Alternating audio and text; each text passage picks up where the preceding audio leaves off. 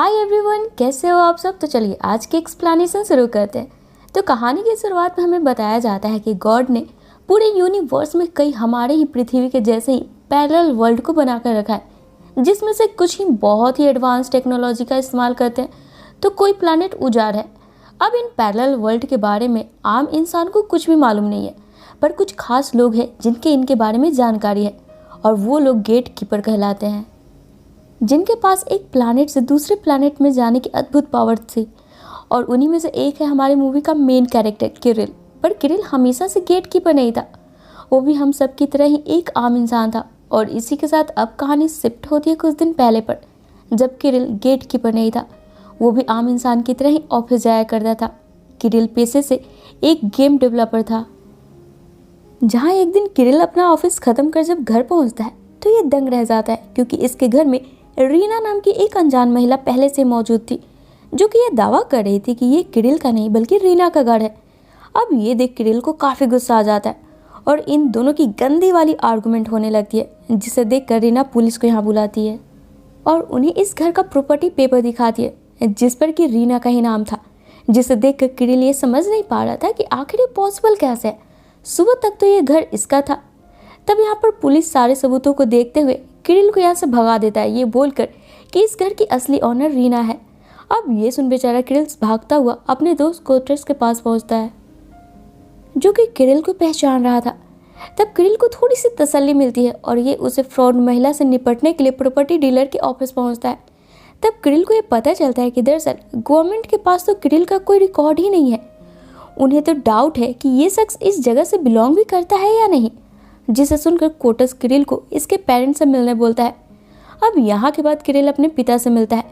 तभी और भी शौक हो जाता है ये सुनकर कि इसके पिता ने तो इसके सीधे मुंह पहचानने से मना कर दिया, और ये बोलते हुए कि उनका तो कोई बच्चा ही नहीं है।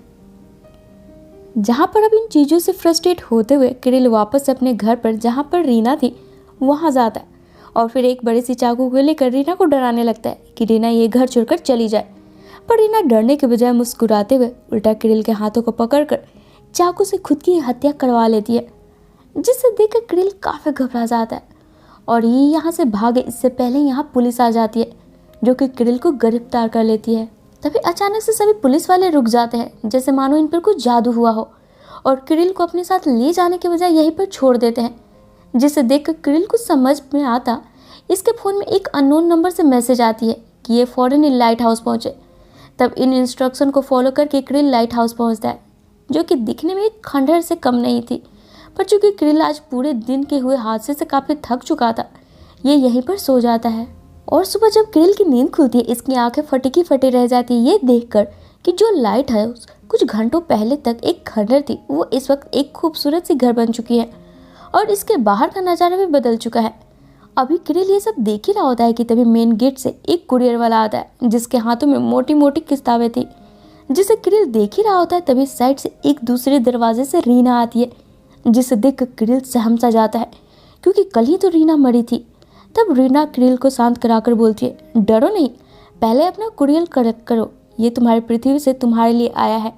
दरअसल तुम इस वक्त अपने पृथ्वी पर नहीं बल्कि दूसरे पृथ्वी पर हो। आगे रीना किरिल को एक्सप्लेन करती है कि दरअसल कुछ दिन पहले जब किरिल अपने ऑफिस में गेम डिज़ाइन कर रहा था, उसी वक्त इसने यूनिवर्स में आने जाने वाली एक पोर्टल को ओपन कर दी है। उसी के जरिए रीना किरिल तक पहुंच पाई है और इसे यह मालूम पड़ा है कि किरिल में भी एक सुपर पावर है। और फिर किरिल को अच्छे से जांच और परख कर रीना इसे कस्टम ऑफिस का काम दे देती है, जो कि मल्टीवर्स में आने जाने वाले ट्रेवलर को एग्जामिन करेगा। जहाँ इन बातों को सुनकर किरिल इसे जॉब्स लेने से मना कर देता है और वापस अपनी दुनिया में जाने को जिद करने लगता है। तब यहाँ जवाब में रीना बताती है कि असल में किरिल के पास यहाँ रुकने के बजाय कोई और दूसरा ऑप्शन नहीं है, क्योंकि अगर किरिल वापस लौटा तो इसे कोई भी नहीं पहचान सकेगा, क्योंकि रीना ने किरिल की सारी आइडेंटिटी इसके वर्ल्ड से ही मिटा दी है। और फिर किरिल लौटा तो पुलिस वाले इसे रीना के मर्डर के केस में गिरफ्तार कर लेंगे, जिससे मे भी इसे फांसी की सज़ा भी हो सकती है। इसलिए बेहतर यह है कि किरिल चुपचाप यहीं अपने टावर में रहे, जो कि अब से इसका अपना ठिकाना होगा। जिसे सुनकर किरिल चुपचाप यहीं पर रुक जाता है। तब रीना यहाँ से चली जाती है। तभी यहाँ पर किरिल को ढूंढता हुआ कोटिस भी यहाँ पहुँचता है, जो कि बाहर से देखने में तो लाइट हाउस थी, पर अंदर से एक किरिल का अपना टावर था और फिर मल्टीवर्स में ट्रेवल करने वाला पोर्टल, जहाँ पर कि अब क्रिल कोटस को अपनी सारी बातें बता देता है। जहाँ पर अब वक्त होते ही इस पोर्टल से ट्रेवलर का आना जाना शुरू हो जाता है। तब इनमें से एक एना यानी कि क्रिल की गर्लफ्रेंड होती है, जो कि एंटन नाम के शख्स के साथ डेट पर जा रही होती है, जिसे देख कर क्रिल दंग रह जाता है।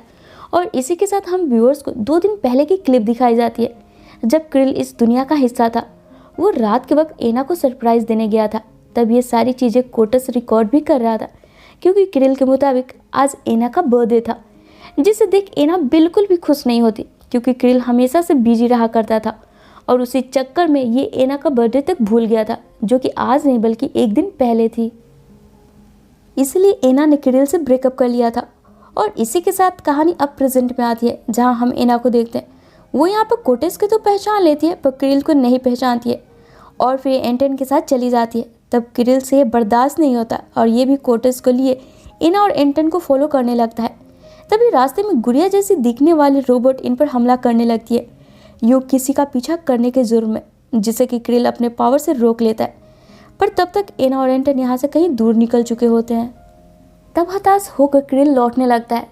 तभी एक बिल्डिंग में इसे एक रोजा नाम की घायल महिला दिखती है, जो कि क्रिल को देखकर इससे पानी मांगती है और पानी पीते ही पूरी तरीके से ठीक हो जाती है। जिस पर क्रिल कुछ पूछे इससे पहले ही रोजा बताना शुरू करती है कि दरअसल रोजा इस अर्थ की कस्टम ऑफिसर है और इस अर्थ का पानी दवा का काम करता है, यहाँ तक कि एक मरते हुए शख्स तक को भी जिंदा कर सकता है। यही कारण है कि इस अर्थ पर ज़्यादातर लोग अमर हैं। अब यहाँ पर रोजा के साथ काफ़ी देर बातें करने के बाद क्रिल वापस अपने टावर में लौट आता है।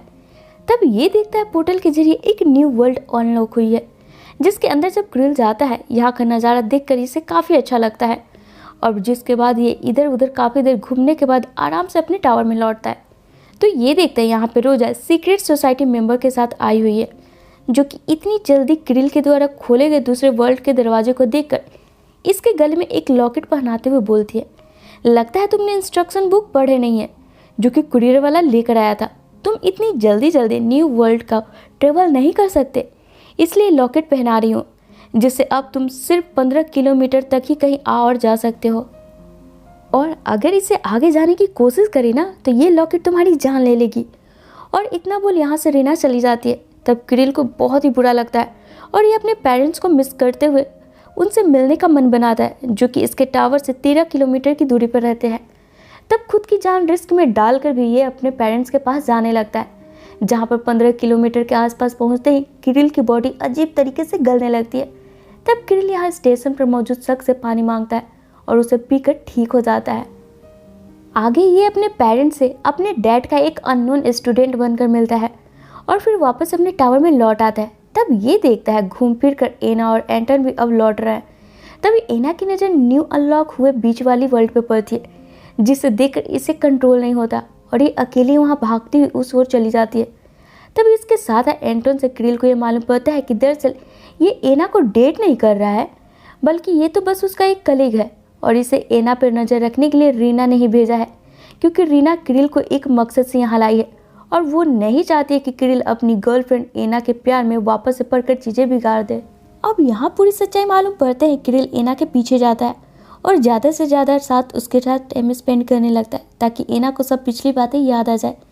पर रीना भी कुछ कम नहीं थी। जैसे ही रीना को यह मालूम पड़ता है कि एना भी अब वापस से क्रिल में दिलचस्पी दिखाने लगी है, रीना यहाँ पर एना को किडनैप करवा कर दूसरे वर्ल्ड में फिकवा देती है। वहीं उसी रात जब क्रिल अपने टावर में लौटता है, इससे मिलने सीक्रेट सोसाइटी कमेटी के एक मेंबर आते हैं, जो कि क्रिल को बताती है कि दरअसल पूरे यूनिवर्स में यूटोपिया नाम का एक प्लानट है, जो कि ओरिजिनल और सबसे पुराना प्लानट है और बाकी सारे पैरेलल वर्ल्ड उसके कॉपी है। इसलिए यूटोपिया का नागरिक आसानी से किसी भी वर्ल्ड में आ जा सकता है, पर वहाँ किसी दूसरे नागरिक का आना जाना अलाउ नहीं है। वहाँ पर काफ़ी समृद्ध और खुशहाल लोग रहते हैं और उनकी इस तरक्की का कारण क्या है, यही जानने के लिए पूरी कमेटी के मेंबर ने तुम्हें चुना है, क्योंकि तुम में हर वर्ल्ड के पोर्टल खोलने वाली पावर है। इसलिए हम चाहते हैं कि तुम यूटोपिया के पोर्टल को खोलकर वहाँ जाओ और उनके तरक्की की वजह जानकर हमें बताओ। और इतना बोलिए यहाँ से चली जाती है।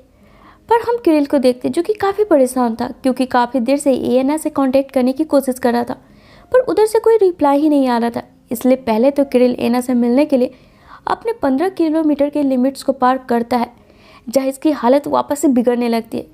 तब ये ज़मीन पर पड़े स्नो को खाकर ठीक हो जाता है, पर इसे एना अपने घर पे भी नहीं मिलती है।